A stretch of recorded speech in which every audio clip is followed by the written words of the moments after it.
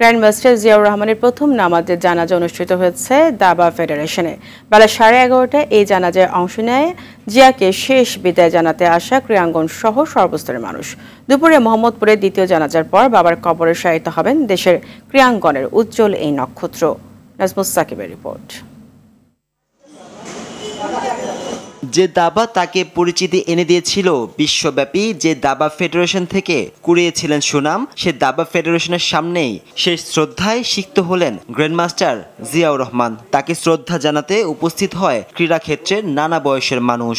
মলিন হৃদয়ে বিদায় জানায় দাবার এই উজ্জ্বল নক্ষত্রকে। ছোটকাল থেকে আমার একজন আইডল ছিল, যে তার মতো হব আমরা, তার মতো ভালো খেলবো, তার মতো টপে যাব। যারা দাবা অঙ্গনে সম্পৃক্ত তাদেরকে শুধু যদি জিজ্ঞেস করেন যে জিয়াউর রহমানের কাছে দাবা সংক্রান্ত যত রকম সাহায্য সহযোগিতা এবং বিশেষ করে উন্নয়নের ক্ষেত্রে কোনো রকম যে পরামর্শ, সেক্ষেত্রে তিনি ছিলেন অনন্য। আমি শুধু বলবো না যে দাবাতে উনি সমুজ্জ্বল করেছেন, ওনার ব্যবহার, একটা খেলোয়াড়ের যে চারিত্রিক বৈশিষ্ট্য এবং চলাফেরা, এটা অন্যান্য ডিসিপ্লিনেও অনেক বেশি শিক্ষণীয়।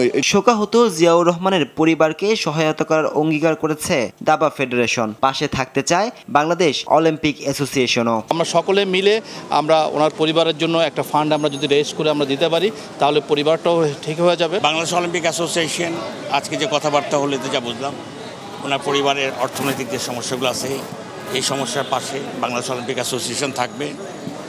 দাবা ফেডারেশনের সাথে আমরা সম্মিলিতভাবে একসাথে চেষ্টা করে কাজ করবো ইনশাআল্লাহ। বাবাকে দেখে দাবায় নাম লেখানো জিয়াউর রহমান দেশের সীমানা পেরিয়ে জায়গা করে নেন বিশ্ব দরবারে। তাকে দেখে ছেলে তাহসিন তাজওয়ান জিয়াও হয়ে ওঠেন দাবারু। তাহসিনকে যেন আমাদের মাঝে রাখে, তার ছেলের মধ্যেই যেন আমি জিয়াকে আমরা খুঁজে পাই। শুক্রবার জাতীয় দাবা লিগে 12তম রাউন্ডে খেলার সময় হঠাৎই অসুস্থ হয়ে চেয়ার থেকে মেঝেতে লুটিয়ে পড়েন দেশের দ্বিতীয় এই গ্র্যান্ডমাস্টার। পরে রাজধানীর একটি বেসরকারি হাসপাতালে নেওয়া হলে কর্তব্যরত চিকিৎসক তার মৃত্যুর খবরটি নিশ্চিত করে।